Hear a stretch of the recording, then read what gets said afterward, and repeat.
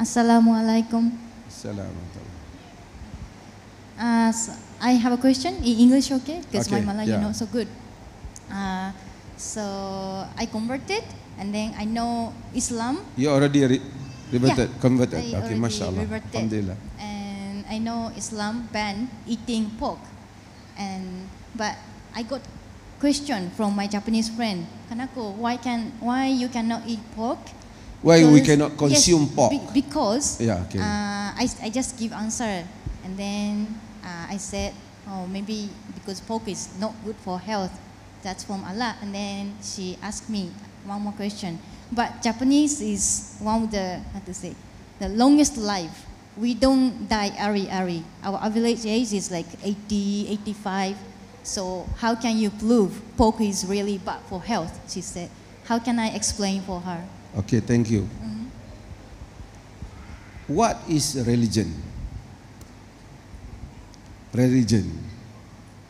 Apa itu agama? I will translate. I will answer in English. At the same time, I will translate to Malay to make them understand. Okay? What is religion? Apa itu agama? Why we follow religion? Because we want to obey our Lord. We want to obey Allah Subhanahu wa taala. Kenapa kita ikut agama? Kerana kita nak patuh kepada Tuhan. Betul tak? Because we want to obey Allah Subhanahu. Kerana kita nak patuh kepada Tuhan. Okey.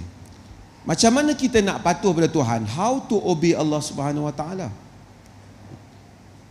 We obey Allah Subhanahu wa taala by following his commands.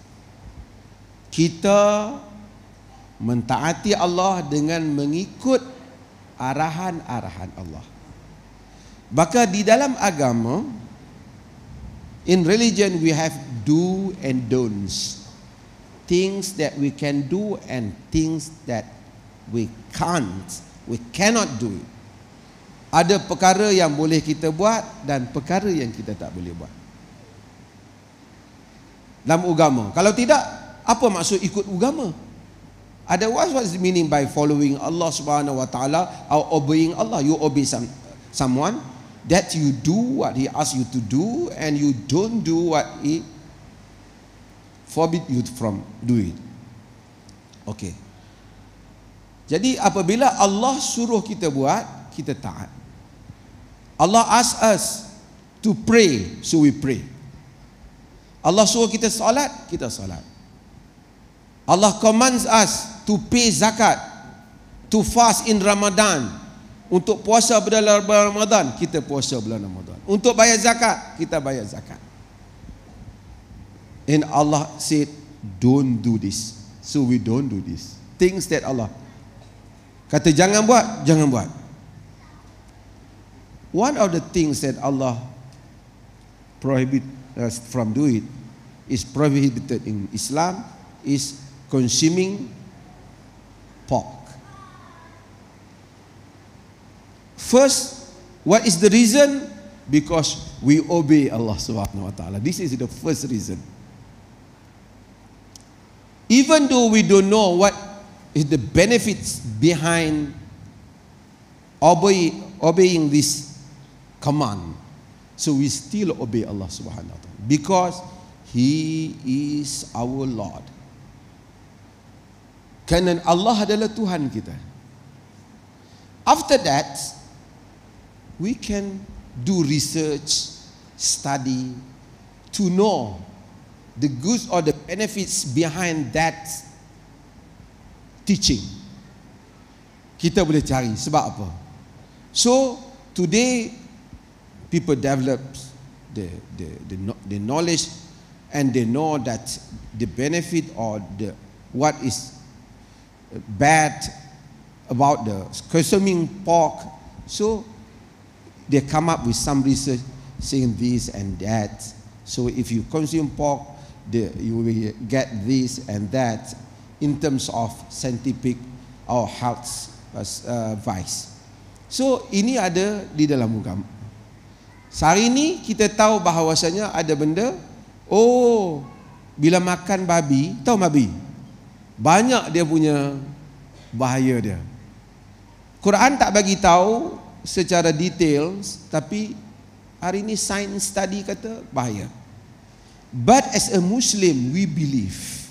Sebagai orang Islam kita percaya Allah will never ask us something or forbid us from something unless there is benefits for our own interest, untuk kebaikan kita sendiri. Tuhan tak perlukan kita. Tuhan bila suruh kita, the interest is back to us. Kebaikannya balik kepada kita. So we believe that we should obey Allah Subhanahu wa taala. If someone tell one day that pork today is okay, they can make it very clean pork or whatever, pork is still haram, prohibited in Islam. Boleh.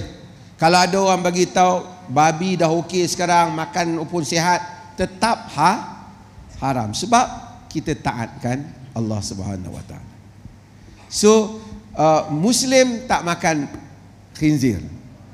Tapi kalau non Muslim makan khinzir, babi, adakah Muslim kena ganggu dia? No.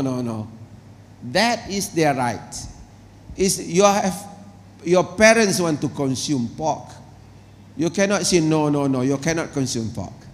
If they are not Muslim, so there is their right to eat what they want according to what they believe. Terima kasih.